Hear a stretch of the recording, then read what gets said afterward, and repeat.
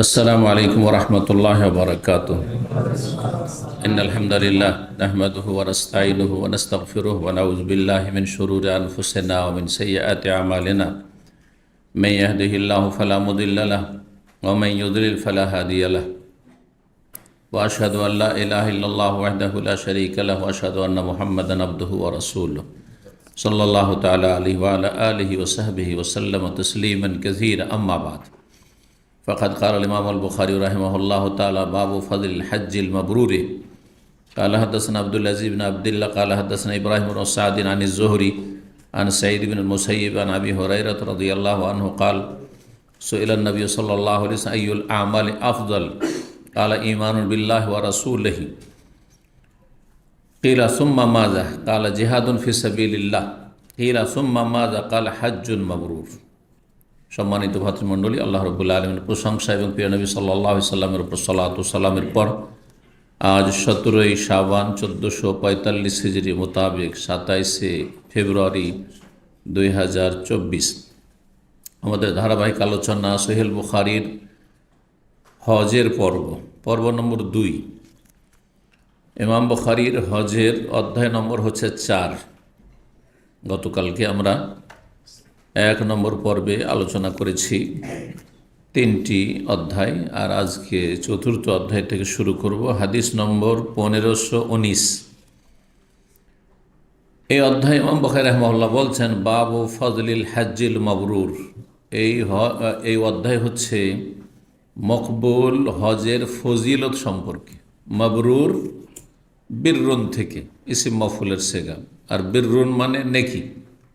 বিররুন মানে নেকি, সৎ কাজ।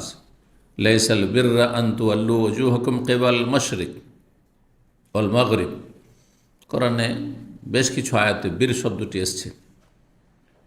লান তানালুল বিররা, তোমরা যথাযথ নেকিতে পৌঁছতে পারবে না, হাত্তা তুনফিকু মা তুহিব্বুন, যতক্ষণ পর্যন্ত তোমাদের প্রিয় বস্তু ব্যয় না করবে। দান সাদকার ক্ষেত্রে ভালোটা দান না করবে, সড়া পচা যেটা কোনো কাজে লাগবে না সেটা দান করলে কাজ হবে না। মবরুর হজের ফজিলত, মকবুল হজ। মবরুর মানে তাহলে বাংলা ভাষায় মকবুল হজ, এটা মুসলিমদের বাংলায়। কেন মুসলিম যারা বাঙালি তারা মকবুল আবার কি বুঝবে? মকবুলও তো আরবি শব্দ, কিন্তু বাংলাভাষী যারা মুসলিম তারা সাধারণত মকবুল মানে বুঝে। মকবুল মানে কি বুঝে? কি বুঝলেন আপনি বলেন? মকবুল মানে কি? যে হজ কবুল হয়, গৃহীত আল্লাহর কাছে। মকবুল মানে আল্লাহর কাছে গৃহীত, আসলে যে আল্লাহ রাব্বুল আলামিন সাদরে গ্রহণ করবেন, কবুল করবেন এবং তার ওপর উত্তম প্রতিদান, মহাপুরস্কার দেবেন দুনিয়া আখেরাতে। এ হচ্ছে মকবুল হজ। মাবরুর হজ কাকে বলে এই নিয়ে বিভিন্ন ব্যাখ্যা রয়েছে উলামাদের। বিররুন মানে যখন নেকি, তাহলে এই উক্তিটি বেশি ভালো। তা হচ্ছে এমন হজ যে হজের শুরু থেকে শেষ পর্যন্ত নেকি করা হয়, কোনো গুনাহ না করা হয়। যে হজের সময়গুলিতে মানে ইহরাম যে করলেন তখন থেকে শুরু করে হজের সমাপ্তি পর্যন্ত, 12 তারিখ 13 তারিখ পর্যন্ত হজ শেষ করলেন, এই সময়টি কোনো গুনাহ করলেন না আপনি। জি, এহরাম অবস্থায় গুনাহ করলেন না, যে কয়দিন এহরাম অবস্থায় থাকলেন। এহরাম অবস্থায় মেলা গুনাহ মানুষ করছে আজকাল, অধিকাংশ মুসলিমরা করছে। অনেক কাবিরা গুনাহ করছে যেগুলোকে মানুষ তুচ্ছ মনে করছে। গীবত করা, চুগলখড়ি করা, মিথ্যা কথা বলা, এগুলো তো কাবিরা গুনাহ সব, তাই না? কাবিরা গুনাহ, বিশেষ করে চুগলখড়ি আর গীবত কাবিরা গুনাহ। মিথ্যা অধিকাংশের ক্ষেত্রে কাবিরা গুনাহ। ওলামারা মিথ্যার বিভিন্ন স্তর বর্ণনা করেছেন। তা আমাদের সাধারণ মানুষরা এই স্তরগুলি বুঝেন। কেউ আল্লাহ সম্পর্কে মিথ্যা বলল, রসুল সম্পর্কে মিথ্যা বলল, ধর্ম সম্পর্কে মিথ্যা কথা, মিথ্যা তথ্য, মানে বেদাতকে ইসলাম বলে চালিয়ে দিচ্ছে, শিরিককে ইসলাম বলে চালিয়ে দিচ্ছে। আর একজন কথোপকথনে স্বামী স্ত্রীতে একটু মিথ্যা কথা বললো, স্ত্রী স্বামীকে মিথ্যা কথা বলল, স্বামী স্ত্রীকে, হ্যাঁ, অথবা কারোর সাথে একটু কারো ভয়ে, মালিকের ভয়ে, হ্যাঁ, ম্যানেজারের ভয়, আপনাদের অনেকে ফোরম্যান সুপারভাইজারের ভয় একটু মিথ্যা কথা বলে দিল। সবগুলি সমান? কোশ্চিন কালো সমান না। আর সবগুলি কাবিরা গোনা হয়ে যাবে এটাও নয় কিন্তু। তবে যেটা বেশি যখন হইতে লাগবে তখন কাবিরা। ধরেন আপনার অতিরিক্ত দেখছে এই সময় যদি একটু মিথ্যার আশয় না নিই, হ্যাঁ হয়তো বেরিয়ে গেছেন, আর বলছে কোথায় তুমি, যদি বলে যে আমি একটু বাইরে, তোমার 5 দিনের স্যালারি কেটে অনেক জালেম আছে, বুঝতে পেরেছেন? অথবা আমরা চাকরি নিয়ে টানাটানি লেগে যাবে।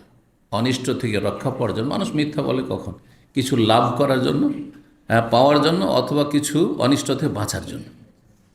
তো এইরকম ক্ষেত্রগুলিতে যদি কখনও বলে দেয় তাহলে বলা যাবে না ঢালাভাবে যে কাবিরা গুনাহ।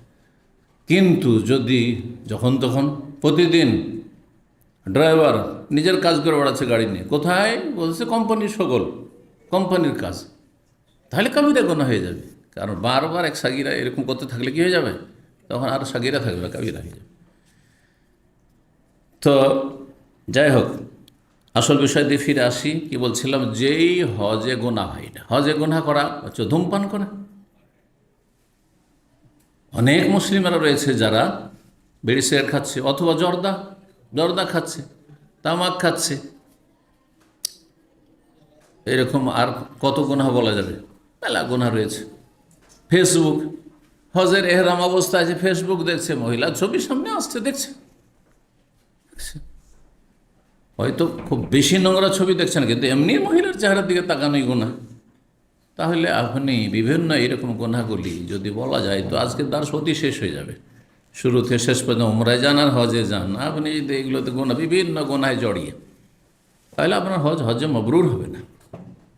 ফরজ আদায় হয়ে যাবে, কিন্তু মবরুর মানে এই নয়, হবে না মানে এই নয় যে আপনার হজের ফরজ আদায় হলো না, ফরজ আদায় হয়ে যাবে।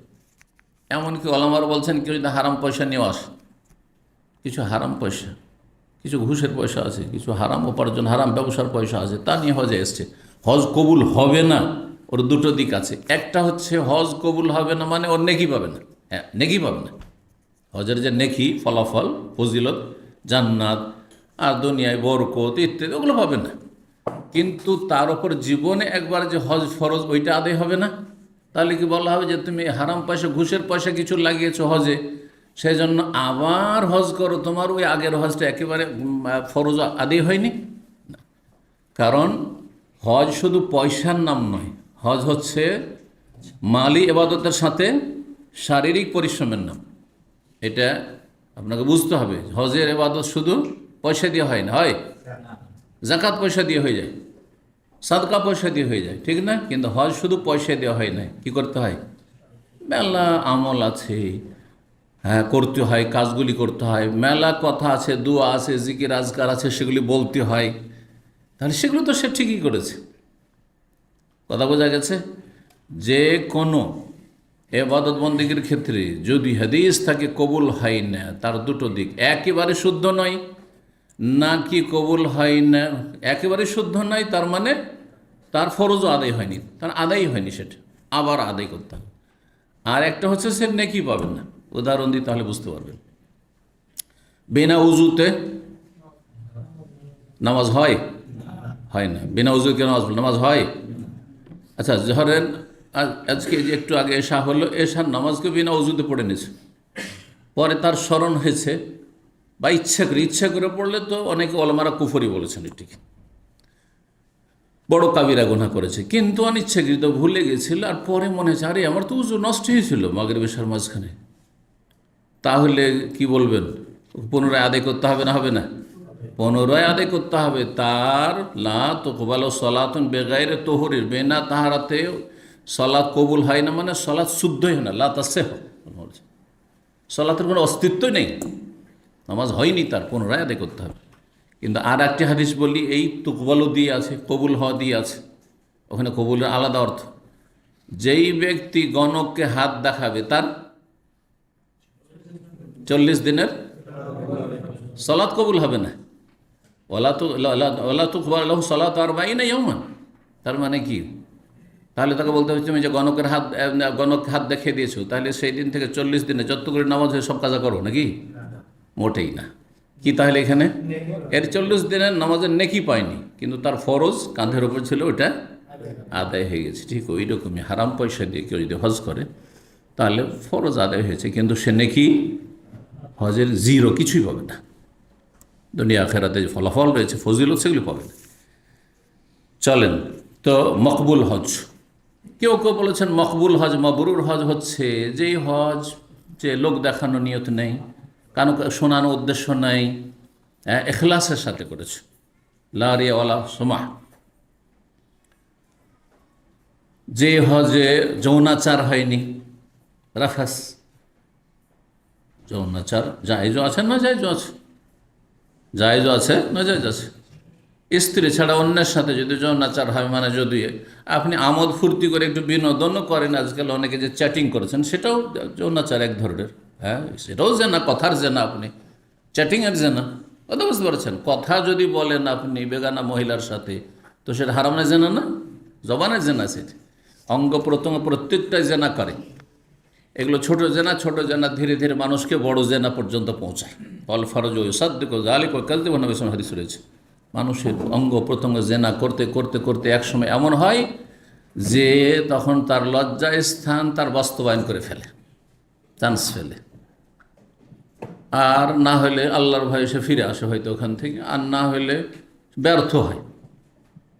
সব কিছু, অনেক কথাবার্তা হয়েছে, হারাম কথাবার্তা হয়েছে, তারপরে দেখা সাক্ষাৎ হয়েছে, আর তারপরে চোখের গোনা হয়েছে, পায়ে হেঁটে গিয়েছে তার সাথে মিট করার জন্য, দেখা করার জন্য, তাহলে সমস্ত অঙ্গ প্রত্যঙ্গ, কলবের সবসময় মনে তার কথাই শুধু ঘোরাফেরা করে, তো কলবের জেনা হয়েছে। এই করতে করতে তারপরে চেষ্টা করতে গিয়ে ব্যর্থ হলো, আর সে বড় জেনা করতে পারলো না। কিন্তু জেনা সবগুলি হয়ে গেছে প্রায়, শুধু ওই বড় জেনাটা বাদ দিয়ে।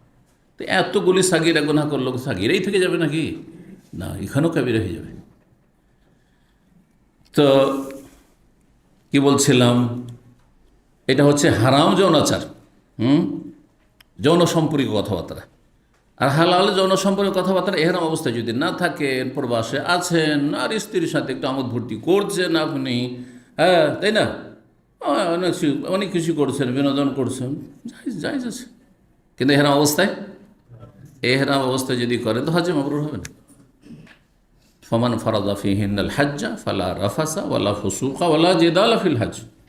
যেই ব্যক্তি নিজের উপর হজকে বিধিবদ্ধ করে নেবে, মানে এহরাম করে নেবে, ফরজ করে নাও, মানে এহরাম করে নিয়েছেন মানে হজ ফরজ হয়ে গেছে আপনার উপর, আদায় করা, কমপ্লিট করা। আর এহরামতে বেরিয়ে আসতে পারবে না শর্ত না লাগাইলে। তো ফালা রাফাস, যৌনাচার নেই, যৌন সম্পর্কে কোনো কথা নেই স্ত্রীর সাথে, ভদ্রভাবে কথা বলতে হবে। হ্যাঁ, যেমন মা খালা ফুফুর সাথে কথাবার্তা ওই রকমই, জি।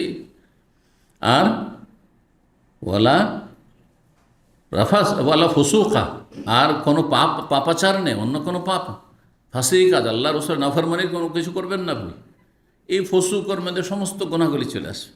ওয়ালা জেদাল, আর বিশেষভাবে মানুষ যখন সফরে থাকে তখন মেজাজটা খিটখিটা হয়ে যায়। মেজাজ ফ্রি হয়ে যখন বাড়িতে নিজের জায়গায় আছেন ওইরকম থাকে না, যেমন অসুস্থ অবস্থায় মেজাজ উগ্র থাকে খানিকটা, ঠিক ওইরকম সফরে হয়। তারপরে এই সফর কষ্টের সফর, যত মানুষ কষ্টে থাকবে তত বেশি সামান্য কথায় বিরক্ত হবে, আর সামান্য কথায় উত্তেজিত হয়ে যাবে, নিজেকে কন্ট্রোল করতে পারবেন না, যার ফলে হজের সফরে এসে ঝগড়া বিবাদ হওয়া স্বাভাবিক। আর এটা যদি দেখতে হয় হাজি সাহেবদের বিল্ডিংয়ে চলে যান, মক্কায় মদিনায়, দেখবেন তাদের অবস্থা, মনে হয় না যে এরা আল্লাহর ইবাদত করতে এসছে, ইল্লা মাশা আল্লাহ, কি বোধ আর হারাম কথাবার্তা, আর দুনিয়াদারি, কে কতটা উন্নতি করতে পেরেছে, কে কত জমি জায়গা সম্পদ ইত্যাদি করতে পেরেছে, আর তারপরে একটুতে আরে রান্না পাকা নিয়ে কে আগে কে পরে, হ্যাঁ খাওয়া দাওয়া নিয়ে ঝগড়া লাগিয়ে দিছে, সামান্য এক পিস গোস্ত নিয়ে একটু ডাল নিয়ে ঝগড়া লাগিয়ে দেবে। এইরকম চরিত্রের অনেকে মনে হয় না যে এখানে একটা এবাদতের একটা দৃশ্য আছে, রুহানিয়াত, আধ্যাত্মিকতা আছে। বড় দুঃখ লাগে, কারণ অধিকাংশ লোক পয়সাওয়ালা, যারা অত দিনদার নয়, আর পয়সাওয়ালারে হজে আসে, সুতরাং দিনদারদের সংখ্যা সেখানে আরও বেশি কমে যায় তখন, যার ফলে তাদের অবস্থা এরকম। আল্লাহ সকলকে হেদায়েত দান করুন। বলছিলাম মাবরুর হজ করলে ঝগড়া মুক্ত থাকতে, কেউ তর্ক করতে আসছে আপনি কিছু বলিয়েন না, যেমন রোজার অবস্থা ইন্নি সাইমন, ওইরকম ভাই আমি হজে আছি ভাই, হজের সময় কোনো কথা নেই, ওটাও বলতে যান, কিছু বলিয়েন না। উত্তরে দিয়েন না, শুনেও না শোনার ভান করেন, আপনি শুনেননি কিছু, আপনার গাল দিকে। ওলা জেদালা ফিল হজ। জি, তো বলছেন ইমাম বুখারী রাহিমাহুল্লাহ, বাবু ফজলিল হজ্জিল মাবরুরে, এই অধ্যায় হচ্ছে মকবুল হজের ফজিলত সম্পর্কে কি পাবেন। দেখুন এখানে দুটি হাদিস আছে, আর তারপর আরেকটি হাদিস সামনে আসছে, সেই হাদিসটিও এখানে যুক্ত করব। 1519 নম্বর হাদিস বর্ণনা করেছেন সাহাবী আবু হুরায়রা রাদিয়াল্লাহু তাআলা আনহু, বলছেন সুইলান নবী সাল্লাল্লাহু আলাইহি ওয়াসাল্লাম আইয়ুল আমাল আফদল, নবী সাল্লাল্লাহু আলাইহি ওয়াসাল্লামকে জিজ্ঞাসা করা হলো যে কোন আমল সবচাইতে উৎকৃষ্ট, সবচাইতে উত্তম। ফজলুন থেকে আফজল, আর ফজলুন মানে ফজিলত, মহত্ব।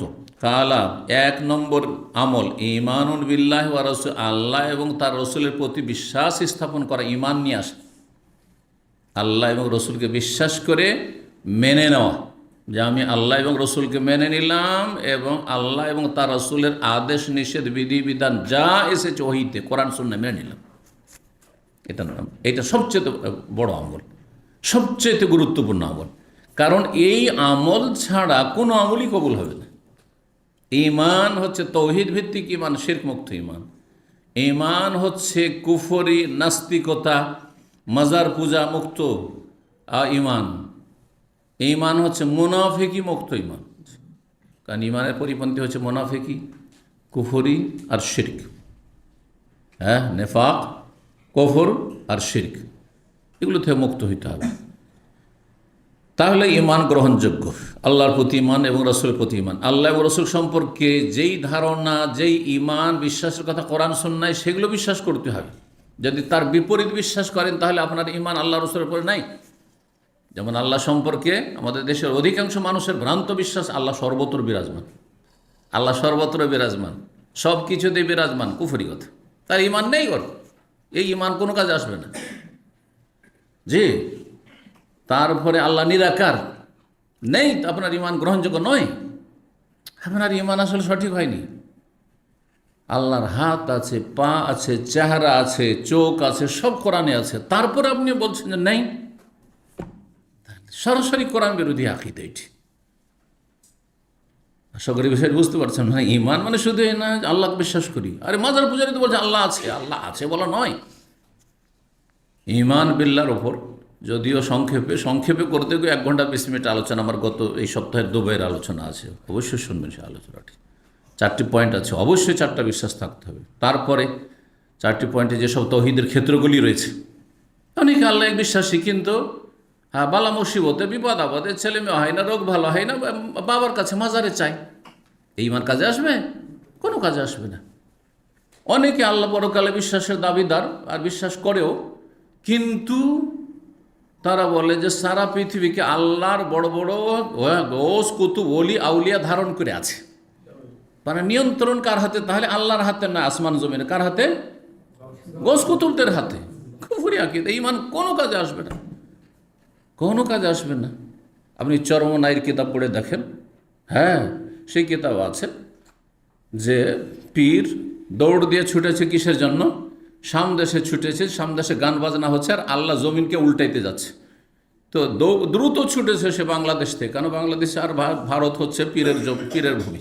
হ্যাঁ, কথা বুঝতে পারছেন? এগুলো তাদের কিস্সা, তাদের কিতাবে আছে। পাতা নম্বর 2, আমি যে 6-7 ঘন্টা 9 ঘন্টার আলোচনা আছে, 5টা বা 6টার যে আলোচনা আছে, প্রায় 8-9 ঘন্টার আলোচনা আছে, তাতে পাতা নম্বর বলেছে। কিতাব তাদের নিয়ে, তাদের কিতাব সামনে রেখে, তো মুরিদানরা বলছে যে হুজুরে কিবলা কোথায় যাচ্ছেন? বলছে যে আরে তাড়াতাড়ি আমাকে যেতে হবে, না হলে আল্লাহ জমিনকে উল্টে পড়লে শেষ করে দিবে, ধ্বংস করে দিবে, কারণ সামদেশে গান বাজনা হচ্ছে। তার মানে আল্লাহ ধ্বংস করতে চায়, এর আগে ধরে নিল। তো নিয়ন্ত্রণ কার হাতে? নিয়ন্ত্রণ কার হাতে?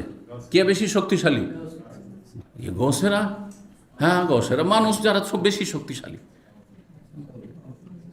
দুনিয়ার সামান্য যদি একটা উদাহরণ দেন, যে আমি ধরেন ইসলামিক সেন্টারের একজন দায়ী, আর একজন আছে মহাপরিচালক আছে, হ্যাঁ ডাইরেক্টর আছে, কে বেশি শক্তিশালী? এই বুঝটা আছে আপনাদের। আর আল্লাহ কোথায়? আল্লাহ সৃষ্টি করলেন সেই যাকে গস কুতু বলছেন তাকে, আর তারাই বেশি শক্তিশালী। আল্লাহ ধ্বংস করতে যাচ্ছে, এরা ধরে নিল, না দেবো না, করতে পারলই না, অক্ষম হয়ে গেলে নাউজুবিল্লাহ মিন যালিক, এর চেয়ে বড় কুফরি আর কি আছে? এগুলো আমাদের দেশীয় ইসলাম, দেশীয় ইমান, এ দেশীয় ইসলাম ইমান কোনো কাজে আসবে না। ওয়াল্লাহ, আমি এই মুসলিমদেরকে মুসলিম বানাবার জন্য কথাগুলি বলছি, বড় আবেগের সাথে বলছি আর বড় দুঃখ নিয়ে বলছি যে এই ইসলাম কোনো কাজে আসবে? 5 ওয়াক্ত নামাজ কোনো কাজে আসবে না, কোনো ফরজ নফল কোনো কাজে আসবে না। এরকম শিরকি কুফরি ইসলাম নেই, যেটা যাদেরকে হক্কানি পীর বলছেন তাদের কিতাবের অবস্থা এই, তাহলে বাকি পীরগুলির অবস্থা কি? বাকি পীরতন্ত্রের অবস্থা কি? কুফরি আর কুফরি, শিরক আর শিরক। আউযুবিল্লাহি মিনাশ শাইতানির রাজিম। নাসালুল্লাহ সালামাত ওয়াল আফিয়া। আলহামদুলিল্লাহিল্লাযী আফানা মিম্মা ইবতালাহুম বিহি ওয়া ফাদ্দালানা আলা কাসীরিম মান খালাকা তাফদীলা। আলহামদুলিল্লাহ, আল্লাহ আমাদেরকে শিরক বিদআত থেকে নাজাত দিয়েছেন। আল্লাহ শুকরিয়া আদায় করুন। ঈমানুন বিল্লাহি ওয়া রাসূলিহি, এখানে আরেকটি বিষয় জানা গেল যে ঈমান একটি আমল। কারণ প্রশ্ন করছেন সাহাবী কি, আইয়ুল আমালি আফজাল, কোন আমল সবচেয়ে উত্তম?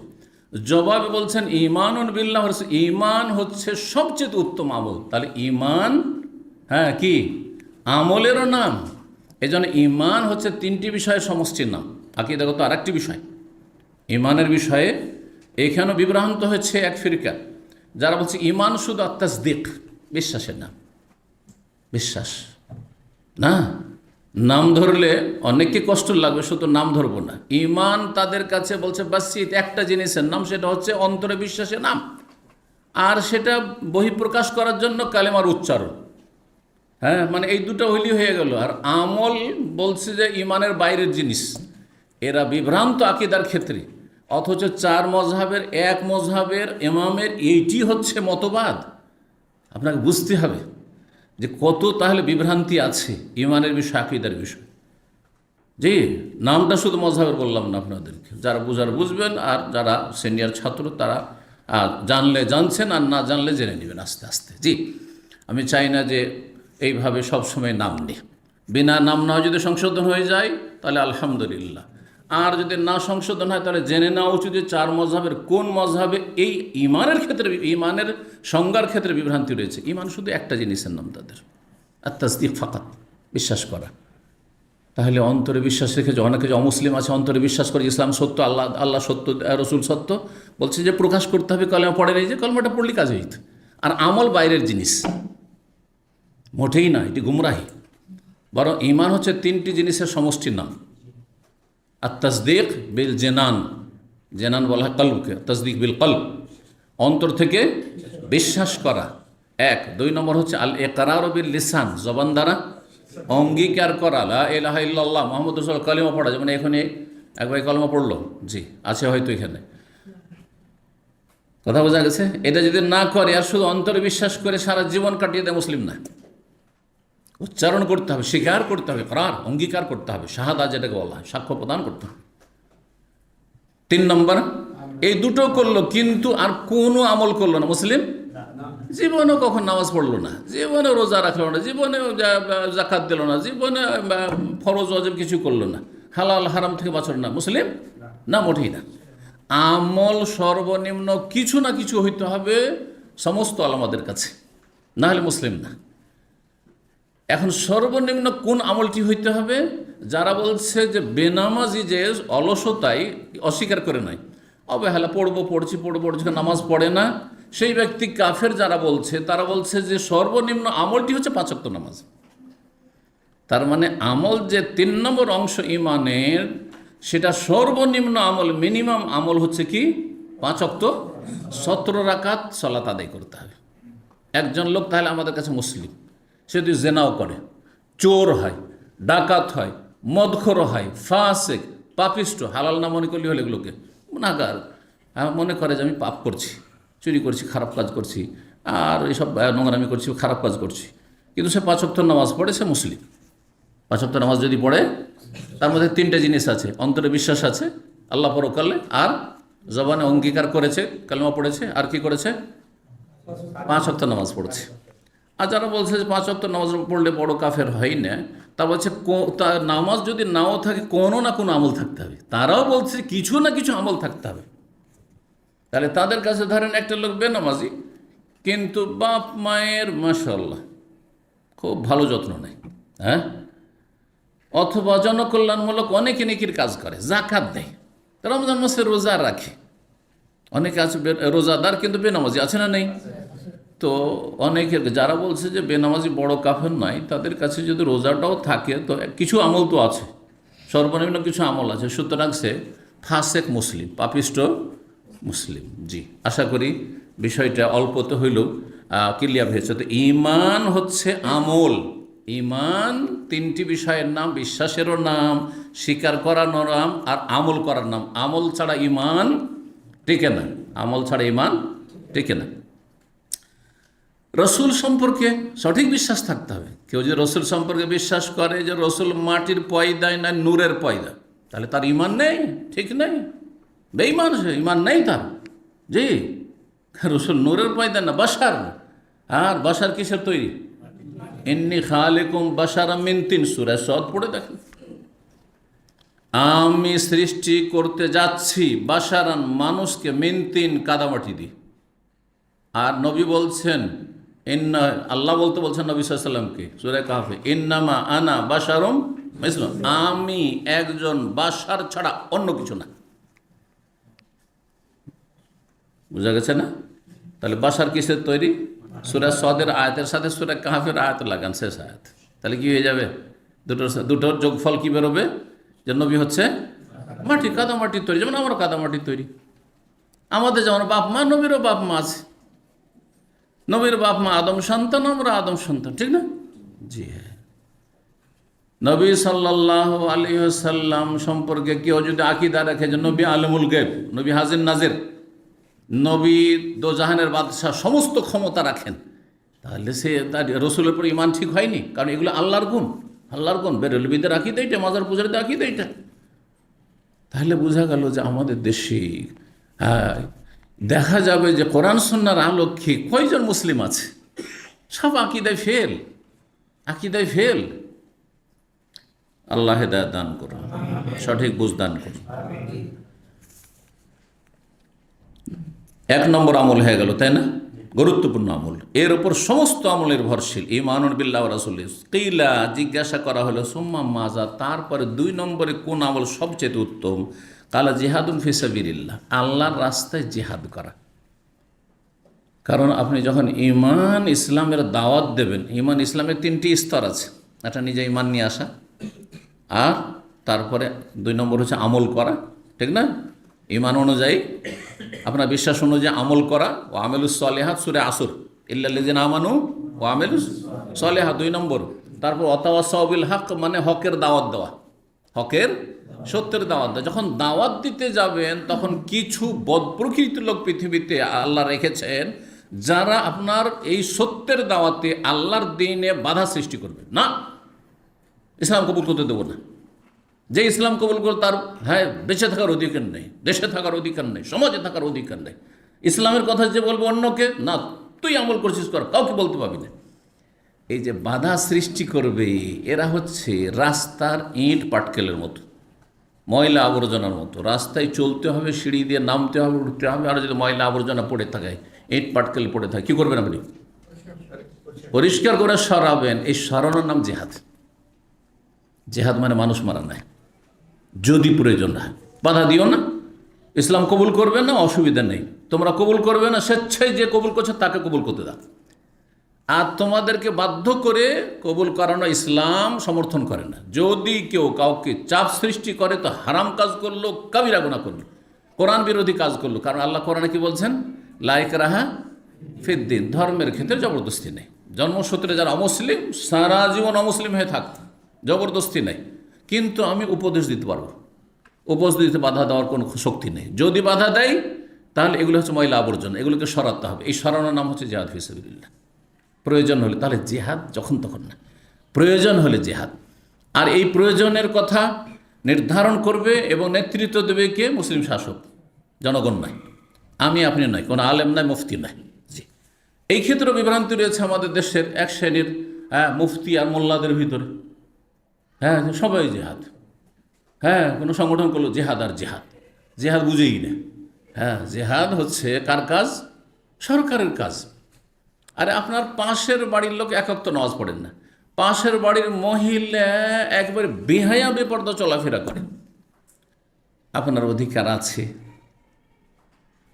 শরীয়ত অধিকার নেই, রাষ্ট্রীয় অধিকারও নেই, সামাজিক অধিকারও নেই, আর পারিবারিক অধিকারও নেই। এতগুলির দিক, কোনো দিক থেকে অধিকার নেই যে পাশের বাড়ির মহিলাকে আপনি পর্দা করাবেন। আচ্ছা, অধিকার কি অধিকার আছে? খুব নাসিহা করার, উপদেশ দেওয়ার অধিকার আছে, যদি মুখ খোলা সম্ভব হয় তাহলে। বুঝতে পারছেন না? পারছেন না? পাশের বাড়িও বলবেন, আপনার মায়ের পেটের ভাইয়ের স্ত্রী, হ্যাঁ, ছোট ভাই অথবা বড় ভাইয়ের স্ত্রী যদি বেহায়া বেপর্দা থাকে, আপনার অধিকার তাকে সংশোধন করেন, আপনার ভাইয়ের, তার স্বামীর, ওই মহিলার স্বামীর। আপনি সেখানে যদি আপনি আপনার ভাবি বা আপনার ছোট ভাইয়ের স্ত্রীর ওপর যদি গায়ের জোর দেখাতে যান, তাহলে হারাম কাজ করলেন, শরীয়তের আলোকে হারাম কাজ। হ্যাঁ, রাষ্ট্রীয়ভাবে অপরাধ করলেন আপনি, সামাজিকভাবে অপরাধ করলেন আপনি, হ্যাঁ, পরের হস্তক্ষেপ করলেন যেখানে আপনার ক্ষমতা নেই, এখানে আইনগত। পারিবারিকভাবে আপনি হস্তক্ষেপ করলেন। বুঝছেন না? বুঝছেন না কথাগুলো আমার?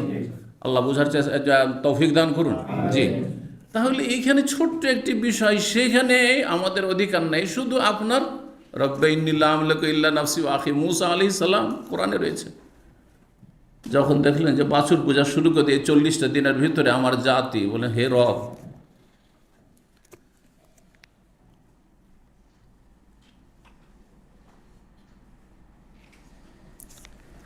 মূসা আলাইহিস সালাম বললেন যে হে রব, ইন্নিল্লা আমলাকু ইল্লা নাফসি, আমি শুধু আমার মালিক আল্লাহ, ও আখি আমার ভাই হারুন, ও আমার কথা শুনছে, ওর মালিক শুধু।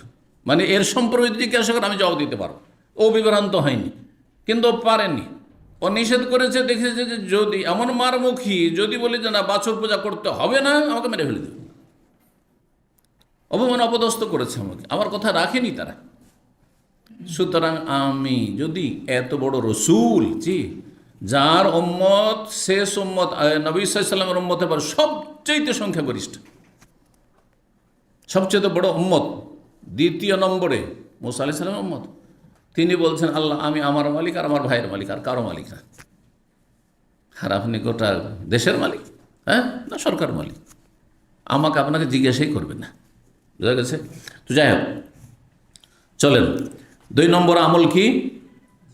কারণ এই আমলে কষ্ট আছে, যদি ফরজ হয়ে যায়, যদি সরকার বলে এখন বেরোতে হবে, দেশ রক্ষা করতে হবে, দেশের বর্ডারে যেতে হবে, এটা জিহাদ। এটা জিহাদ, দুশ্মন থেকে, বহিরাগত দুশ্মন থেকে, বা ঘরের দুশ্মনও থাকতে পারে, ঘরের দুশ্মন যারা বাগী বিদ্রোহী, তাদের থেকে দেশকে রক্ষা করতে হবে, বেরিয়ে যেতে হবে সরকার কথা শুনে। জি, যদি বলে যে না সেনাবাহিনী ছাড়া আর অতিরিক্ত তোমাদেরকে স্বেচ্ছাসেবক চাই, তখন অজেব হয়ে যাবে, উলুল আমরি মিনকুম। তো জিহাদ ফি সাবিলিল্লাহকে বুঝতে হবে। জিহাদ ফি সাবিলিল্লাহ সম্পর্কে মুসলিমদেরই সঠিক ধারণা নেই, এক শ্রেণীর মুফতি আর মৌলবীদেরই সঠিক ধারণা নেই, তো আর পাবলিকের আর অমুসলিমের কি করে বা সঠিক ধারণা থাকবে? জি, 3 নম্বরে জিজ্ঞাসা করো সুম্মা মাযা, তারপরে কোন আমল সবচেয়ে উত্তম? 3 নম্বর হাজ্জুল মাবরুর, মকবুল হজ, এমন হজ যেই হজ কবুল হয়। তার মানে কি এটা যে হজের ফজিলত, হজ যদি কবুল হয় তার ফজিলত 5 ওয়াক্ত নামাজের চাইতে বেশি, হ্যাঁ, জাকাতের চাইতে বেশি, রোজার চাইতে বেশি? না না না, এখানে ক্ষেত্রটা ছিল এরকম।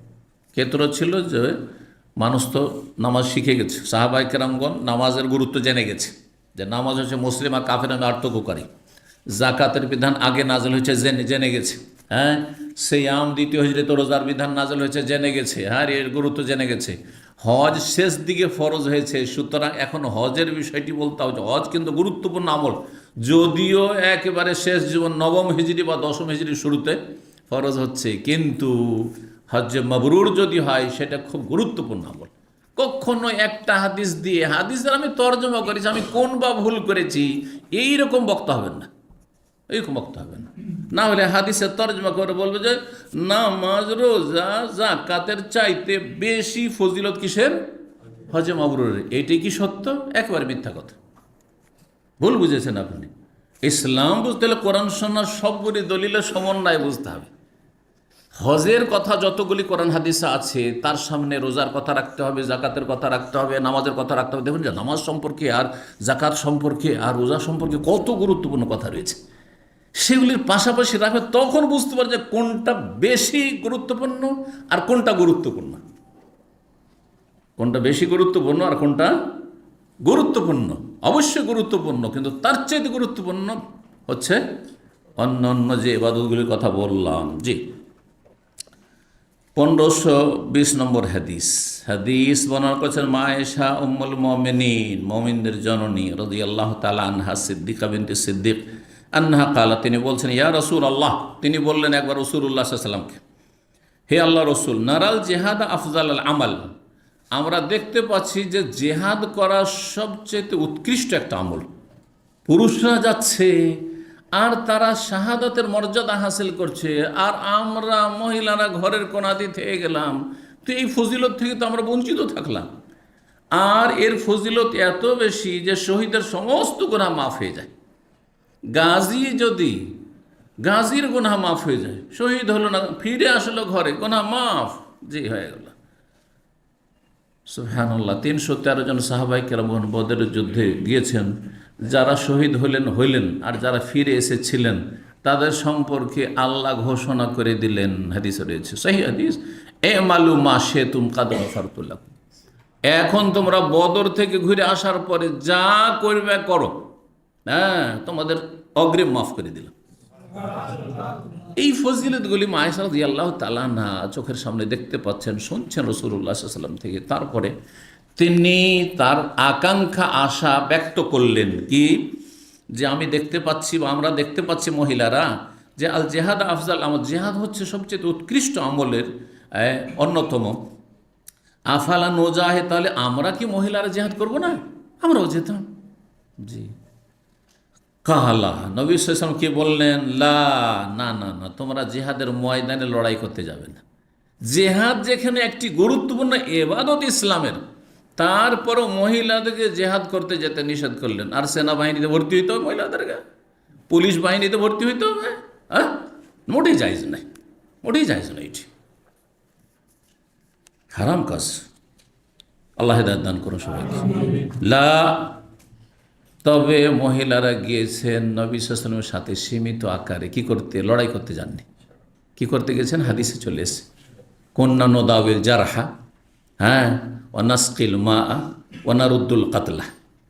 জি, আমরা যারা আহত হয়ে যেত তাদের সেবা শুশ্রূষা করতাম, তার মানে নার্সিংয়ের কাজ, হ্যাঁ, সেবা শুশ্রূষা করা, ওষুধ পানি দেওয়া, নোদাবি দাওয়া থেকে ওষুধ দিতাম, ওষুধ পানি দিতাম, তাদের চিকিৎসা করতাম।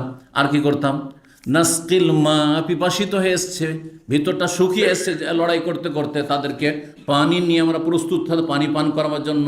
ওয়ানারুদ্দুল কাতলা, আমাদের যারা শহীদ হয়ে গেছে, নিহত হয়েছে, তাদের লাশগুলি যেন অবমাননা হয়, তাড়াতাড়ি করে আমরা খেমার মধ্যে নিয়ে চলে আসতাম, যাতে করে সসম্মানে লাশগুলিকে দাফন করা সম্ভব হয়। এগুলি কাজ করতাম আমরা। অস্ত্র ধারণ করে লড়াই করতে গেছেন না। তবে হ্যাঁ, ধরেন খেমাতে মহিলা আছে আর সেখানে কাফের হাতের নাগালে চলে এসছে, এই সময় যদি মহিলা অস্ত্র না ধরে তাহলে হয়তো মহিলাকে মেরে দিতে পারে কাফের, তখন অস্ত্র ধরবে, সেটা এমার্জেন্সি অবস্থায়। যেমন আপনি বাড়িতে নাই, অথবা আপনি বাড়িতে আছেন, ভিতরে আছেন, কিন্তু আপনি টের পাননি, আপনার স্ত্রী টের পেয়েছে যে ডাকাত এসছে বা চোর এসছে, সেই সময় ও স্বামীকে ডাকতে যাবে, আর পারলে যদি দেখে যে হাতের নাগালে আছে, আমি যে ডাকাতকে মেরে দিতে পারবো অথবা দুশমনকে মেরে দিতে প্রতিহত করতে পারবো, করবে। হ্যাঁ, কিন্তু এই নয় যে রণক্ষেত্রে বেরিয়ে যাবে আর তারা লড়াই করবে গিয়ে, আর বর্ডারের তারা আপনার তারা সুরক্ষা করবে, না না, এগুলো মহিলাদের কাজ না। আল্লাহ হেদায়েত দান করুন সবাই। লা, তোমরা জেহাদ করবে না, সশস্ত্র জেহাদ করবে না। কিন্তু জেহাদ, সশস্ত্র জেহাদ তো শেষ জেহাদ, সর্বোচ্চ জেহাদ, তার আগে মেলাগুলো জেহাদ আছে। নফসের জেহাদ, মনের বিরুদ্ধে, কুপ্রবৃত্তির বিরুদ্ধে জেহাদ, এটা প্রত্যেক করবে, প্রত্যেক পুরুষ নারী সবাই করবে, বোঝা গেছে না? আর আরেকটি জেহাদ হচ্ছে শয়তানের বিরুদ্ধে জেহাদ, শয়তানের বিরুদ্ধে জেহাদ, শয়তানের বিরুদ্ধে জেহাদ করতে হবে। জি, আর কিসের জেহাদ? জবানের জেহাদ, জবানের জেহাদ, হক কথা বলা, হক কথা বলা, দিনের দাওয়াতের কাজ শুধু পুরুষরা করবে, মহিলাদের মধ্যে করবে। যে মহিলা যদি এলেম থাকে তাহলে সেই জেহাদ করবে, দাওয়াতের জেহাদ করবে। কারণ কোরআন সুন্নাহর প্রচার প্রসার, দাওয়াত হচ্ছে গুরুত্বপূর্ণ জেহাদ। আজকালকার জামানায় বিশেষ করে আরও বেশি তার গুরুত্ব বেড়ে গেছে। আর এইরকমই কলমের জেহাদ, কোনো মহিলা আছে, সে দিন সম্পর্কে ভালো জ্ঞান রাখে আর লিখনী ক্ষমতা আছে, হ্যাঁ, সুতরাং সে লিখে বই পুস্তক লিখবে, তার মাধ্যমে জেহাদ করে বাতিলের বিরুদ্ধে, নাস্তিকতার বিরুদ্ধে, মাজার পূজার বিরুদ্ধে, যে কোনো বাতিলের বিরুদ্ধে, শিরকের বিরুদ্ধে, বেদাতের বিরুদ্ধে, ইত্যাদি ইত্যাদি। ইসলামের ঘরের দুশ্মন, বাইরের দুশ্মন যারা রয়েছে বিভ্রান্ত পথভ্রষ্ট, তাদের খণ্ডনে লিখনের মতো কলমের জেহাদ এটা। এগুলো পুরুষরা করে, মহিলারাও করবে। কিন্তু লড়াইয়ের ময়দানের জেহাদ কার জন্য? পুরুষদের জন্য। না, তোমাদের জেহাদ এই লড়াইয়ের জেহাদ নেই। কিন্তু কোন জেহাদ আছে তোমাদের? আরেক রকমের জেহাদ আছে। লাকুন্না আফজালুল জেহাদ হাজ্জুন মাবরুর, তোমাদের জন্য। লাকুন্না যদি পড়েন, আর এভাবে এখানে উচ্চারণটা করেছে বা লিখেছে সহিহ বুখারীতে যিনি লিখেছেন, লাকুন্না আফজালুল জেহাদ, তোমাদের জন্য সবচাইতে উৎকৃষ্ট উত্তম জেহাদ হচ্ছে হাজ্জুন মাবরুর, মকবুল হজ। মহিলারা কষ্ট করে যদি হজ করতে যায়, এইটি হচ্ছে তাদের কি সবচেয়ে উত্তম, শুধু জেহাদে নয়, আফজালুল জেহাদ, উত্তম জেহাদ। হজ বড় কষ্টের। আজকাল অনেক আরাম হয়ে গেছে। যখন এই তাঁবুর ব্যবস্থা ছিল না, আর তাঁবুতে খাওয়া দাওয়ার ব্যবস্থা ছিল না, সেই সময় আমরা হজ করেছি। এত খিদা লেগেছে, খাবার কোথায় পাবো, এই ভিড়ে বের হয়ে ফিরে আসার ঝুঁকির ব্যাপার। রাস্তা এত ভিড়, একই রাস্তা দিয়ে মানুষ যাচ্ছে আর আসছে। এখন তো আলহামদুলিল্লাহ যাওয়ার রাস্তা আলাদা, আসার রাস্তা আলাদা, আর ট্যান্ট ছাড়া কোনো মানুষ বাইরে কোথাও বসতে পারে না। আর তখন যেখানে সেখানে টিন শেডের নিচে, আর এমনি রোদরে, ফুটপাতে, রাস্তার ওপরে মানুষ শুয়ে আছে। আর তারপরে যদি ওই দিক থেকে হঠাৎ করে একটা ঢল চলে আসে মানুষের সামনে, গিয়ে কতবার যে মরমর অবস্থা হয়, তার আল্লাহ আবার হায়াত ফিরিয়ে দিয়েছে। আমাদের সাথে হয়েছে এরকম, বেশি দিন আগে না, 25-30 বছর আগে এরকম হয়েছে। চোখের সামনে সাফা মারোয়াতে এত যে জায়গাটি সংকীর্ণ ছিল, এখন তো বিশাল প্রশস্ত, ডবল করে দেওয়া হয়েছে, আর কয়েক তলা করে দেওয়া হয়েছে। সেখানে চোখের সামনে মানুষ মরতে দেখেছি। হ্যাঁ, তারপরে মারতে জামরাত মারতে গিয়ে চোখের সামনে মানুষ লাশ পড়ে দেখেছি। আল্লাহ বাঁচিয়েছে। 2-4-5 মিনিটের ব্যবধান। এই গত কয়েক বছর আগেও যেটা হয়েছিল, হ্যাঁ আপনার তাতে, সেটা মাত্র 5 থেকে 7 মিনিটের ব্যবধান। আমরা এগিয়ে চলেছি, তারপরে দুর্ঘটনাটি ঘটেছে। জানেন তো এই ঘটনা শুনেছি, কয়েকশো লোক মারা গেছিল তাতে। জি, আমার পরিচিত হাজি, তাদের সাথে দেখা করে আসলাম। ডাক্তার সাহেব, স্পেশালিস্ট ডাক্তার, চাইল্ড স্পেশালিস্ট, তার স্ত্রী মারা গেছে।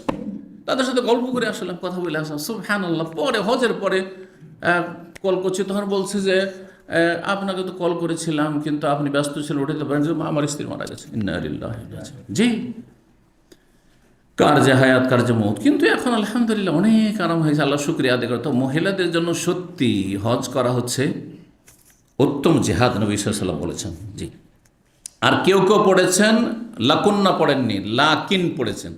লাকিন মানে কিন্তু, লাকিন মানে কি? উর্দুতে যেটা লেকিন বলছেন, আমরা বাংলা বলি কি, হ্যাঁ বলছেন না, লেকিন मैं नहीं जाऊंगा, आप जाइए लेकिन मैं, লেকিন, ওই যে ওই লেকিন, উর্দুতে লেকিন, আর আরবিতে হচ্ছে লাকিন বা লাকিন্না, দুই রকমই পড়া হয়েছে। মুখাফফ করে পড়া হয় লাকিন আর লাকিন্না, ওয়ালাকিন্নাল্লাহ ইয়াহদি মান ইয়াশা। জি জি, যেটাকে বলা হয় ইসম মুশাব্বা বিল ফিল। জি, লাকিন, কিন্তু না, তোমরা জেহাদ করবে না, কিন্তু আফজালুল জেহাদ হাজ্জুন মাবরুর, উত্তম জেহাদ হচ্ছে মকবুল হজ। তবে লাকুন্না পড়াটা বেশি ভালো তোমাদের জন্য। তাহলে স্পষ্ট হলো যে মহিলাদের জন্য উত্তম জেহাদ হচ্ছে কি করা? মকবুল হজ করা। পুরুষদের জন্য সেটাও জেহাদ, কিন্তু তার চেয়ে উত্তম জেহাদ, যদি প্রয়োজন হয় তাহলে জানের কোরবানি দেওয়ার জন্য প্রস্তুত থাকতে হবে। জি, আল্লাহ রাব্বুল আলামিনের কাছে আফিয়াত তলব করুন। নবী সাল্লাল্লাহু আলাইহি ওয়াসাল্লাম কথা বলেনি যে শুধু মারামারি করার জন্য রেডি থাকুন। বলেছেন যে লা তাতামান্নাউ লিকাল আদু, দুশ্মনের মুখামুখি হইতে হয় এই আকাঙ্ক্ষা করতে যেও না। ওয়াসালুল্লাহ আল আফিয়া, আল্লাহর কাছে সবসময় আফিয়াত, নিরাপত্তা তলব করিস। আল্লাহ দুশ্মনকে দূরে রাখো, হ্যাঁ দুশ্মনের অনিষ্টকে দূরে রাখো, আর আমরাও তাদের অনিষ্ট থেকে বেঁচে থাকি। না, কখন এটা চাইবেন না, এটা ইসলাম চাই না। কিন্তু অগতির গতি দেখছেন না, ইসলাম নিয়ে টিকে থাকে মুশকিল। হ্যাঁ, ইসলামের কথা বলাই মুশকিল, ইসলামের দাওয়াত দেওয়া মুশকিল। কেউ যদি ইসলাম গ্রহণ করে তার বেঁচে থাকা মুশকিল, সেখানে বসবাস মুশকিল। এইরকম পরিস্থিতিগুলিতে তখন বলা হয়েছে মক্কার লোকেরা যদি মেনে নিত যে ইসলাম কবুল করবে, করুক, চলে যাক, আর আমরা করব না, তাহলে কোনোদিন লড়াই জেহাদ ফরজ হতো না। বুঝতে পারছেন না, জেহাদ কখন ফরজ হলো? হ্যাঁ, ইসলাম কবুল করব না আর কাউকে করতে দেব না। জি, আর যাকে ধরতে পারলো তার কি যে জুলম অত্যাচার নির্যাতন চলছে, এইরকম পরিস্থিতিকে তারপরে যখন কিছুটা শক্তি সঞ্চয় করলেন সাহাবাইকে, তখন আল্লাহ ফরজ করলেন। মক্কায় তো 13 বছর ফরজ করেননি, তাই না? মদিনা আসার পরে দ্বিতীয় হিজরিতে প্রথম জিহাদ হলো বদরের। জি, তাহলে এটা একটা খেয়াল রাখতে হবে যে আমরা কোন ক্ষেতে আছি, কোনখানে আছি। জি, আল্লাহ বুঝার তৌফিক দান করুন। 1521 নম্বর হাদিস বর্ণনা করছেন আবু হুরায়রা রাদিয়াল্লাহু তাআলা আনহু কাল, তিনি বলছেন সামিউতুন নবী সাল্লাল্লাহু আলাইহি ওয়াসাল্লাম, এখন নবী সাল্লাল্লাহু আলাইহি ওয়াসাল্লাম বলতে শুনেছি, মান হাজ্জা লিল্লাহ, যে ব্যক্তি আল্লাহর জন্য হজ করবে। তো কার জন্য করতে হবে হজ? এই আল্লাহর জন্য, ইখলাসের সাথে, দুনিয়াদারি নয়। হজ করতাম না, কিন্তু কি করব, ফ্রি পেয়ে গেছি সেই জন্য। লিল্লাহ না আসলে, বোঝা গেছে না? পান আর না পান, আমার পয়সা আছে, হজ ফরজ হয়েছে, আমাকে এক্ষুনি করতে হবে, এই বছরই করতে হবে, এটা হচ্ছে লিল্লাহ। তারপরে দুনিয়ার কোনো গরজ নাই যে আমাকে প্রশংসা করুক অথবা মানুষ কি বলবে এসব চিন্তাও না। না, আমি আমার ফরজ হয়েছে, ফরজ আদায় করতে হবে। যে আল্লাহর জন্য হজ করবে, ইখলাস, ফালাম ইয়ারফুস, আর সেই হজে সে যৌনাচার করবে না, যৌন সম্পর্কে কোনো আচার আচরণ করবে না। স্ত্রীর সাথে আছে আর সহবাস ছাড়া সবই চলছে, না না না। স্ত্রীর সাথে থাকলে স্ত্রীর সাথে যেসব হয়ে থাকে, চুমন চলবে না, আলিঙ্গন চলবে না, ইত্যাদি চলবে না, বা এমন কিছু চলবে না যেটাতে শরীরে কামভাব তৈরি হয়, হ্যাঁ, এমন কিছু মোটেই চলবে না। জি, ওয়ালাম ইয়াফসুক, আর কোনো গুনাহ অন্যায় কাজ করলো না, পাপের কাজ করলো না।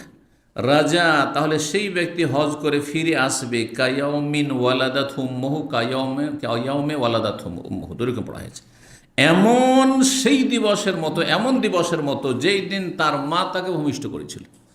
মায়ের পেট থেকে সদ্য ভূমিষ্ঠ শিশু যেমন নিষ্পাপ থাকে, তার আমলনামা ক্লিন থাকে, নেকিও লিখা নাই তো গুনাহও লিখা নাই, একবারে ফ্রেশ হয়ে আছে, নতুন তার খাতা, ঠিক ওই রকম হয়ে ফিরে আসবে। অথচ কত গুনাহ হইতে হয়েছে, গুনাহগুলি মুছে সাফ হয়ে যাবে। জি, কিন্তু হজ কি হইতে হবে? মকবুল, আল্লাহর কাছে গ্রহণযোগ্য হইতে হবে। 3টি হাদিস এই সম্পর্কে জানলাম। এই শেষ হাদিসটিতে বিশেষ করে হজের ফজিলত জানলাম, যে হজ করে আসবো, যদি মকবুল হয় তাহলে সে নিষ্পাপ হয়ে আসবে। আর তার আগের হাদিসে জানলাম যে হজ হচ্ছে একটি গুরুত্বপূর্ণ, হজ্জে মবরুর হচ্ছে আফজাল, উত্তম আমল, উৎকৃষ্ট আমল এবং ফরজ আমল। 3 নম্বরে যেটা বলা হয়েছে হজ্জুল মবরুর। আর আরেকটি হাদিসের কথা বলছিলাম, আসছে উমরার পর্বে, আসছে উমরার পর্ব আসছে 1773 নম্বর হাদিস, উমরার পর্বে প্রথম হাদিস। কয়েক সপ্তাহ পর আমরা সেখানে ইনশাআল্লাহ তাআলা আসবো, হয়তো রমজান চলে আসবে, রমজান না হলে তারপরে। 1773 নম্বর হাদিসে কি রয়েছে, যে হাদিস খুব প্রসিদ্ধ, আল উমরাতু ইলাল উমরাতি কাফফারাতুন লিমা বাইনাহুমা ওয়াল হজ্জুল মাবরুর লাইসা লাহু জাযাউন ইল্লাল জান্নাহ। এক উমরা থেকে আরেক উমরার ফজিলত হচ্ছে যে এর মাঝে যে গুনাহগুলি হবে, বিশেষ করে সাগিরা, কাবিরা নয়, ছোট গুনাহ, সেগুলি কি হয়ে যাবে? কাফফারা, মোচন এমনি হয়ে যাবে। উমরার মাধ্যমে গুনাহগুলি মোচন হয়। 3 মাস পর পর একটা করে উমরা করলেন, মাঝখানের গুনাহগুলি কি হয়ে গেল? মোচন হয়ে গেল। সাগিরা, কাবিরার জন্য কি করতে হবে? তওবা, মানে ফিরে আসতে হবে। যদি আপনি কাবিরা ছেড়ে দেওয়ার অঙ্গীকার করেন তো ওটাও মাফ হবে ইনশাআল্লাহ, তওবা শর্ত তার জন্য রয়েছে। না হলে এমনিতে মাফ হবে না। যা কাবিরা করতেই আছেন আর ভাবছেন যে মাঝে মাঝে একটু উমরা করি, নামাজ তো ফজরটা পড়তে পারছি না, মনে হয় মাফ হয়ে যাবে, না না, মোটেই মাফ হবে না, মোটেই মাফ হবে না। রোজা রাখিনি গত বছর, আর রাখবো না, কাজাও করবো না, আর মাফ হয়ে যাবে না, মাফ হবে না। তওবা করতে হবে যে আর এই বছর রোজা ছাড়বো না, তাহলে মাফ হবে। আগামী যেন প্রতিজ্ঞা করতে হবে, অনুতপ্ত হইতে হবে, গুনাহ বন্ধ করতে হবে, এগুলি শর্ত। মানুষের হক নষ্ট করে থাকেন তো দিয়ে আসতে হবে। ধার নিয়ে টাকাও দিতে চাইছেন না, বলছে মাঝে মাঝে উমরাটা করে নি, তাহলে গুনাহ মাফ হয়ে যাবে নাকি? কখনো মাফ হবে না। বান্দার হক দিয়ে আসতে হবে। জি, আর না দিতে পারে, অভাবী যদি হন, তাহলে কোন রকম করে তার কাছ থেকে ক্ষমা নিয়ে আসতে হবে। জি,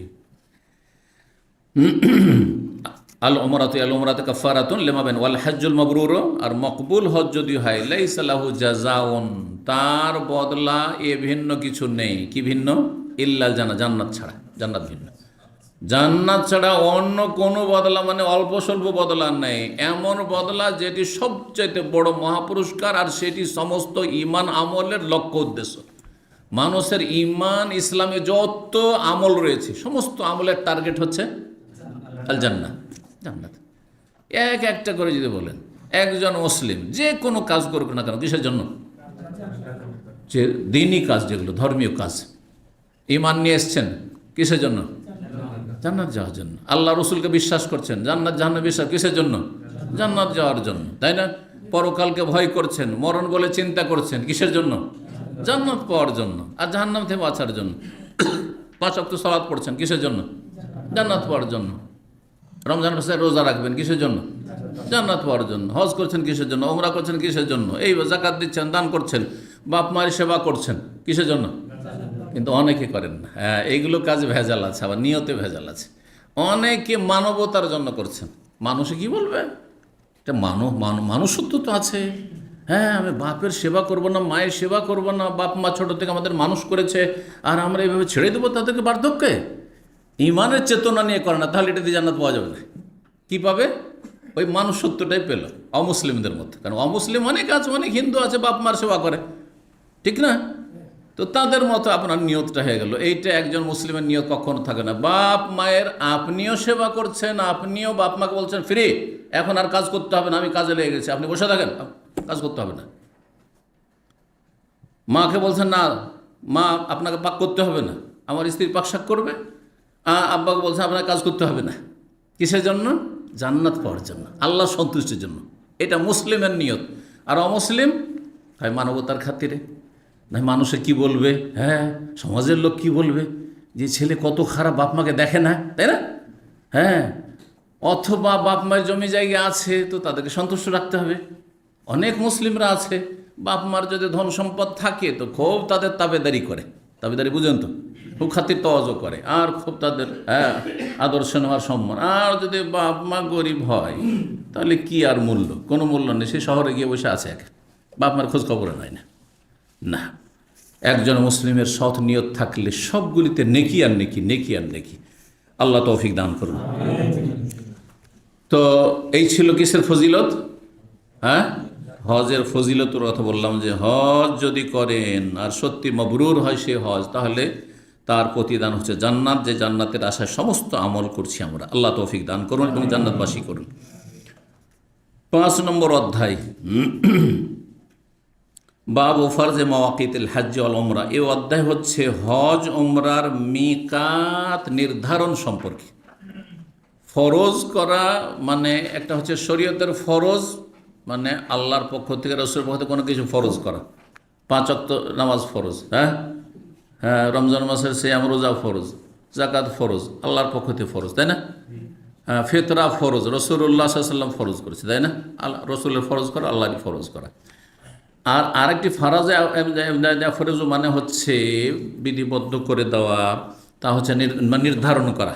এখানে নির্ধারণ করা অর্থে তো কি অর্থ হবে? বাবু ফরজে মাওয়াকিতুল হজ্জ ওয়াল উমরা, হজ এবং উমরার মিকাত নির্ধারণ সম্পর্কে। অর্থাৎ হজ উমরার মিকাত রাসূলুল্লাহ সাল্লাল্লাহু আলাইহি ওয়াসাল্লাম নির্ধারণ করে দিয়েছেন, সেগুলি সম্পর্কে একজন হাজী সাহেবকে যে হজ করতে ইচ্ছুক, উমরাকারীকে যিনি উমরা করতে যেতে চাইছেন, তার জানা আবশ্যক যে আমাকে যেতে হবে হজে আল্লাহর ঘর, তো কোন রাস্তা দিয়ে যাচ্ছি, আমার সামনে কোন মিকাতটি পড়বে, সে আকাশ পথে যাই আর জলপথে যাই আর স্থল পথে যাই, হ্যাঁ যেভাবে যাই না কেন, আর কোনখান থেকে আমাকে এহরাম করতে হবে, এটা হচ্ছে মিকাত। তো হজ আর মিকাত কিসের লাগে? হজ আর ওমরার। এই জন্য বলছেন মাওয়াকিতুল হজ্জ ওয়াল উমরা, হজ ওমরার মিকাত নির্ধারণ সম্পর্কে রাসূলুল্লাহ 1400 বছর আগেই সেই জায়গাগুলি কি করেছেন? নির্ধারণ করে দিয়েছেন। যে দিক থেকে আসবেন আপনার সামনে যেটা মিকাত পড়বে কাছাকাছি, সেই মিকাতে আপনাকে গিয়ে, বা সেই মিকাত বরাবর, সেই মিকাতে যদি নাও যান মিকাত বরাবর হলেই চলবে। আর নিশ্চিত হতে হবে যে মিকাতে এগিয়ে যায়নি, তো একটু সতর্ক হলে যদি একটু আগেই করে নেন অসুবিধা নেই, কিন্তু কাছাকাছি হলে আপনাকে সেখানে পৌঁছিতে হবে। ধর রোড দিয়ে যাচ্ছেন, জরুরি না যে সেই মিকাতে একবার নামতেই হবে। অনেক সময় সব কিছু প্রস্তুত হয়ে আছেন কিন্তু দেখতে পাচ্ছেন যে এখানে মিকাত। জন্মদিনের থেকে বেরোলে আমরা অনেকবারই এরকম করি, মসজিদ থেকে বেরোলে মসজিদের মিকাতে যে জুলহুলাইফা, আর পাশ দিয়ে রোড যাচ্ছে, ধরুন মাত্র 500 মিটার হয়তো, বা 1 কিলোমিটারও নয় এরকম। আর দেখতে পাচ্ছেন তার আগেই, ক্রস করার আগেই আল্লাহু লাব্বাইক উমরা অন্তরে নিয়ত করে পড়ে নিলেন, গাড়ি চলতে আছে, অসুবিধা জায়েজ আছে। যদি সেখানে যেতেন আর গোসল করতেন সেটা ভালো ছিল, গোসল করা ওয়াজিব নয়, আর তারপর বেশি দূর থেকে আসছেন না, হয়তো মসজিদ নবীর পাশে 10 কিলোমিটার মাত্র, সেখানে হোটেলে ছিলেন, ওই একটু এখনই তো গোসল করে আসলেন। এমন না যে ওখানে নিজেই গোসল করতে হবে, অনেকে মনে করে, কিন্তু অনেকের বাড়ি যদি তায়েফও হয় তো মিকাতিক আবার একবার গোসল করে, মূর্খতার কারণে না, এমনটা উদ্দেশ্য নাই। উদ্দেশ্য হচ্ছে যে আপনার শরীরে ধুলো বালি ময়লা আবর্জনা গন্ধ এগুলো যেন না থাকে, সেটা একটু সফর দীর্ঘায়িত হইলে। কিন্তু কিছু দূর থেকে মাত্র এসছেন, তো বাড়ি থেকে গোসল করে চলে এসছেন, হোটেল থেকে গোসল করে চলে, কোনো অসুবিধা নেই। জি, হোটেলে হয়তো গরম পানি পাবেন, আপনি মিকাতি যে নাও পেতে পারেন অনেক সময়, অথবা ঠান্ডা আছে সেখানে বাইরে, কিন্তু আপনি এইখানে হোটেল থেকে প্রস্তুতি চলে গেছেন। এইরকমই তাইফ সম্পর্কে যারা জানেন, যে তাইফে যে কোনো মিকাতের আশেপাশে কিন্তু কিছু হোটেল আছে, আবাসিক হোটেল আছে, জানা আছে না? নাই, আবাসিক হোটেল আছে। হজ মশা বিশেষ করে মিকাতের সেই গোসলখানাগুলিতে আর আপনার বাথরুমে এত বেশি ভিড় হয়, তো হোটেলে 10-20 টাকা দিলেন, আর একটা রুমে গেলেন, আর যাওয়ার পরে সেখান থেকে গোসল করে একবারে খুব সহজে ফ্রেশ হয়ে বেরিয়ে গেলেন, গোসল হয়ে গেল। আর সেখান থেকে 1 কিলোমিটার 2 কিলোমিটার দূরে সামনেই আছে মিকাত, আর তার মিকাতে মসজিদে ঢুকতে হবে এমন কথা নেই, আর ওখানে নামাজ পড়তে হবে এমন বিধানও নেই। কিন্তু অধিকাংশ মুসলিমরা মনে করে যে এহরাম করার জন্য সুন্নাতুল এহরাম 2 রাকাত নামাজ আছে, অথচ এর কোনো রকমের দলিল নেই। নবী সাল্লাল্লাহু আলাইহি ওয়াসাল্লাম ওই জায়গায় ওয়াদি আকিক, যেটি জুলহুলাইফা, সেখানে নবী সাল্লাল্লাহু আলাইহি ওয়াসাল্লামকে নামাজ পড়তে বলা হয়েছে, সেই জায়গাটি মোবারক সেই জন্য। সুতরাং আপনি যদি মসজিদে, তারপরে নবী সাল্লাল্লাহু আলাইহি ওয়াসাল্লাম আলাদা করে এহরামের নফল কোনো নামাজ পড়েননি, হ্যাঁ, গেছেন সেখানে, আর সেখানে গিয়ে সব ফরজ সলাতের সময় ছিল, আসর ছিল, জোহর পড়ে বেরিয়েছেন মসজিদ নবী থেকে, আর গিয়ে সেখানে আসর পড়েছেন। আপনি জোহরের সময় গেলেন, জোহর আসর জমা করে নিলেন, ফরজের সময় হলে ফজরের সময় গিয়ে মিকাত আপনি তাইফে সাইলে পৌঁছিলেন, তাহলে আপনি ফজর পড়িলেন, হয়ে গেল, যথেষ্ট। কিন্তু আলাদা করে 2 রাকাত পড়তে হবে এমন কোনো স্পষ্ট দলিল নেই, কিছু ফুকাহাদের ব্যক্তিগত মত। যদি কেউ পড়ে তাহলে তাহিয়াতুল উযুর নিয়তে পড়ে, যে আমি উজু করলাম, সুতরাং তার কি তাহিয়াতুল উযু। আর মসজিদে যদি প্রবেশ করে তাহলে তাহিয়াতুল মসজিদেরও নিয়ত করতে পারে, আর 2 রাকাতে তাহিয়াতুল উযু তাহিয়াতুল মসজিদ দুটোরই নিয়ত করে নিতে পারে। কিন্তু বলবে যে এই 2 রাকাত আমার সুন্নাতুল এহরাম, এহরামের সুন্নত নামাজ, এর প্রমাণ কোন সহিহ হাদিস দ্বারা পাওয়া যায় না। জি, তো মিকাত সম্পর্কে বলছিলাম, মিকাত সম্পর্কে তো কথা অনেক লম্বা হয়ে যাবে, সুতরাং মিকাত সম্পর্কে ধারাবাহিক আলোচনা হয়তো আগামী জুমার দিনে শেষ করতে পারবো। এখন প্রাথমিক কিছু আলোচনা শুনেন মিকাত সম্পর্কে। মিকাতকে ওলামারা 2 ভাগে ভাগ করেছেন, মিকাত আজ-জামানি আর মিকাত মাকানি। আল মাওয়াকিত আজ-জামানিয়া, আল মাওয়াকিত আল মাকানিয়া, স্থানগত মিকাত আর সময় কালগত মিকাত। স্থান আর কাল, বুঝছেন না? বুঝছেন না? স্থান মানে জায়গা, তাহলে জায়গা কেন্দ্রিক মিকাত, স্থান কেন্দ্রিক মিকাত। আরেকটি হচ্ছে কাল মানে সময়, সময়ে কেন্দ্রিক মিকাত। তো মিকাতে জামানি হজের ক্ষেত্রে আর উমরার ক্ষেত্রে, হজের ক্ষেত্রে মিকাতে জামানি মানে এমন নির্ধারিত সময়, যেই সময়টা আল্লাহর পক্ষ থেকে হজের মৌসুম হিসাবে নির্ধারিত। আল্লাহ কোরআনে কারীমে বলছেন সূরা আল হাজ্জু আশহুরুম মালুমাত, হজের জন্য সর্বজন বিদিত, জানাশোনা কয়েকটি মাস রয়েছে। তাহলে বোঝাল হজ সারা বছর 12 মাসে হবে না, কখন হবে? আশহুরুম মালুমাত, এর ব্যাখ্যা কে বলতে পারে? এই যে হজের দিনগুলি কখন থেকে শুরু হয় আর কখন শেষ, মানে এর মধ্যে হজের এহরাম করতে হবে, এর আগে করলে হবে না, এর পরে করলে হবে না। যে বলবে হাত তুলবে। আর বিশেষ করে যারা হজ করেছেন তাদের তো বলা উচিত। মাশাআল্লাহ, কে কে হজ করেছেন দেখি একটু হাত তোলেন তো। অনেকে, কিন্তু দেখেন বলতে পারছেন। হ্যাঁ হ্যাঁ, 8 তারিখ থেকে 13 তারিখ, কেমন কথা বললেন, গোলমাল করে দিলেন। হ্যাঁ হ্যাঁ, তাহলে তো মাত্র কয়দিন। তো আশহুর, শাহরের বহু বচন, কয়েকটি মাস রয়েছে, আল্লাহ বলছেন কয়েকটি মাস রয়েছে। আশহুর কমপক্ষে 2 এর বেশি যেতে হবে, বহু বচন মানে 2 এর বেশিতে যেতে হবে। যদিও সর্বনিম্ন বহু বচন হচ্ছে 2, আরবিতে শুধু দ্বিবচন তাসনিয়া আছে, আর অন্য ভাষাতে এক বচন আর বহু বচন। তাহলে 2 হইলে কি হয়ে গেল? বহু বচন হয়ে গেল অন্য ভাষা। হ্যাঁ, জিলকাদ আর জিলহজ, জিলহজ পুরা। আমি বলেছি এমন একটি সময়, যেই সময়ে হজের এহরাম করতে পারবে, তো গোটা জিলহজ যদি হয়, তো জিলহজ বছর 10 তারিখ সকালবেলা যদি এহরাম বাঁধে তো হজ হবে? বুঝতে হবে। ওইদিকে কি হাত তুলছে? হ্যাঁ, সবচেয়ে ক্ষুদ্র ছাত্র, দেখি কি বলে। আহা মাশাআল্লাহ, একদম একে অবশ্যই প্রাইজ দিতে হবে। মাশাআল্লাহ, শাওয়াল মাস গোটা 1 মাস, জিলকাদ মাস গোটা 1 মাস 2 মাস, আর জিলহজ মাসের 10 দিন পর্যন্ত, 10 তারিখ পর্যন্ত, 10 তারিখের ফজর পর্যন্ত, মানে রাতের শেষ হওয়া পর্যন্ত, দিনের বেলা হইলে হবে না। বোঝা গেছে? কারণ আরবি মাস শুরু হয় সন্ধ্যাবেলা থেকে। তো 10 তারিখের রাতে সর্বশেষ এহরাম বাঁধার সর্বশেষ সময়সীমা, কেউ যদি 9 তারিখে আরফার দিন আরফাতে থাকতে পারলো না, দিনেও নসিব হলো না, যেতে পারলো না, ভিড় ভাড় বা ভয় ভীতি ইত্যাদি বিভিন্ন বাধা বিপত্তির কারণে আইনগত, কিন্তু সে 10 তারিখের রাতে, মানে 9 তারিখের আরফা শেষ হওয়ার পরে সবাই মুজদালিফায় রাত কাটাচ্ছে, আর রাতে ফজরের আগে যদি 1 মিনিটের জন্য শুধু আরফায় চলে যেতে পারে, বেশি না 1 মিনিট, সে জমিনে যাক অথবা আকাশপথে হেলিকপ্টার দিয়ে উড়ে যাক, ব্যাস আরাফার ওপর দিয়ে যদি একটু চলে যেতে পারে ফজরের আগে, তাহলে নবী সাল্লাল্লাহু আলাইহি হাদিসের ফাকাত্তাম্মাহা হাজ্জাহু ওয়া কাযা তাফাসাহু, তার হজ সম্পূর্ণ হয়ে গেল। এটা শেষ সময়সীমা, মিকাতে জামানিস, মানে কালগত সময়গত, মিকাত মানে নির্ধারিত সময়, নির্ধারিত সময় যে আল্লাহর পক্ষ থেকে, রাসূলের পক্ষ থেকে সাল্লাল্লাহু আলাইহি ওয়াসাল্লাম, কোরআনে কারীমের কথা, হজ আশহুরুম মালুমাত। শুরু, একটি লোক অগ্রিম চলে এসছে হজে, আর বলছে হজে তামাত্তু করব, হজে তামাত্তু করব। সে শাওয়াল মাসে একটা উমরা করেছে, শাওয়াল মাসে উমরা করেছে, আর কোনো উমরা টুমরা করেনি। 8 তারিখে কি করলো, হজের এহরাম বাঁধলো, আর তারপরে মেনা চলে গেল। ওর হজে তামাত্তু হবে না হবে না? হজে তামাত্তু হবে না হবে না? হবে, মাশাআল্লাহ। বাকিরা বলছে না কিন্তু, কারণ বললাম যে ও উমরাটা করেছে কোন মাসে?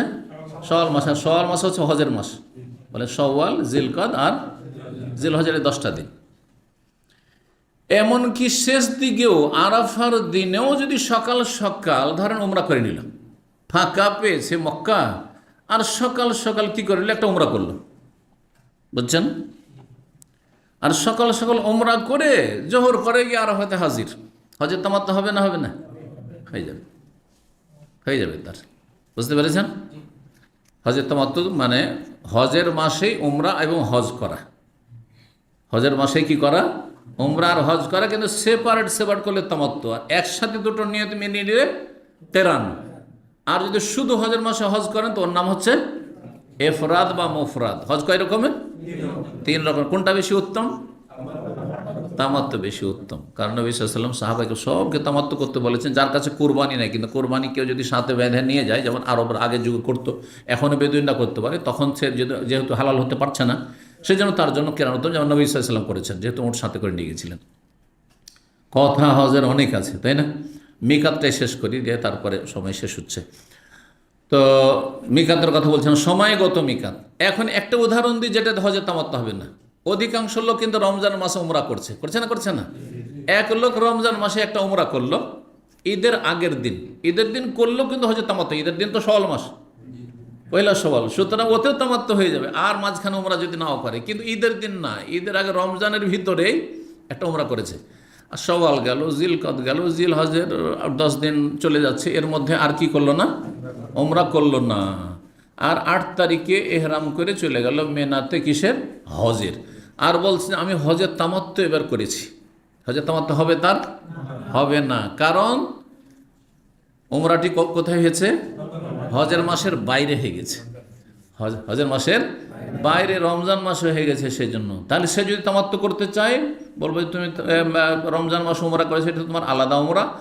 এখন শাওয়াল মাসে হোক আর জিলকাদ মাসে হোক, এমনকি জিলহজ মাসে 8 তারিখের সকালবেলা মিনা যাওয়ার আগে হোক, 9 তারিখ হোক, এক কথায় হজের আগে একটা উমরা করো, আর করার পরে হজের এহরাম বাঁধো, তাহলে তোমার হজের তামাত্তু হবে। এবার বুঝতে পেরেছেন যে হজের মিকাতে জামানি মানে কালগত মিকাত, সময়গত মিকাত।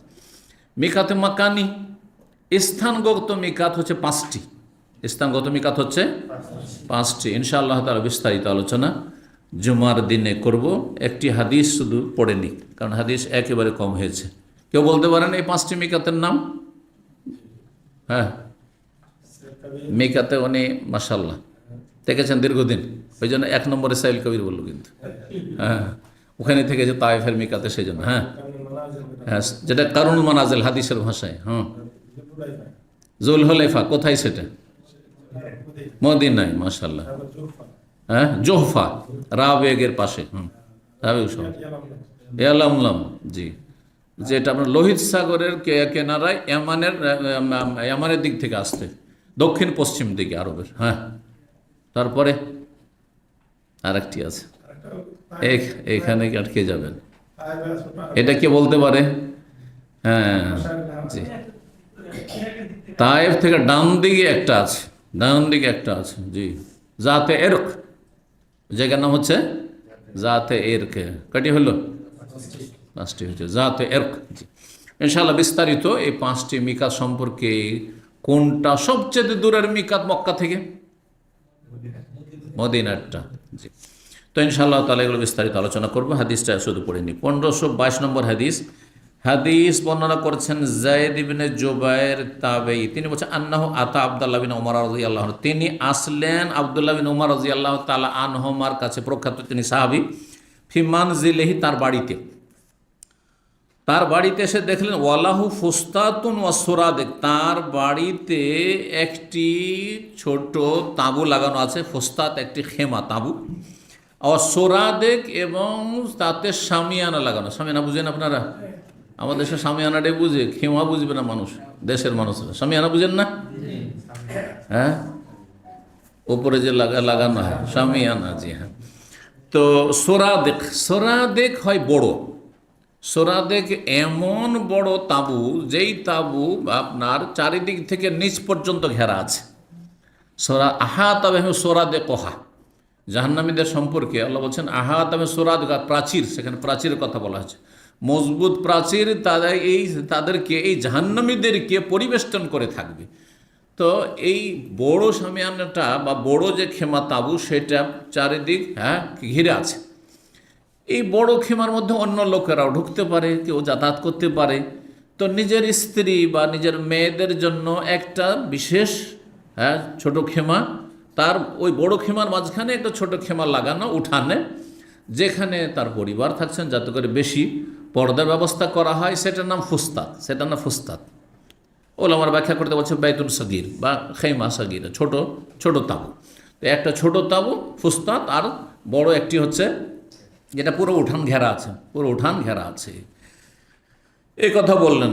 এইটা কোনো রকমের আপনার অপব্যয় নয়।